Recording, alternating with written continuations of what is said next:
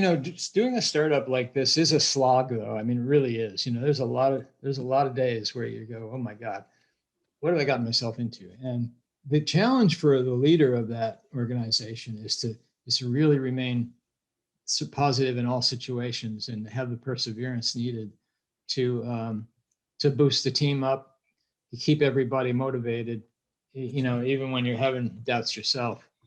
So that's a really great, challenge and mental exercise that those of us who are in these positions, I'm sure I'm not the only one, have to go through now and then, but for me personally, it's been kind of easy to do that because I totally believe in what we're doing, and I'm confident we're going to be successful.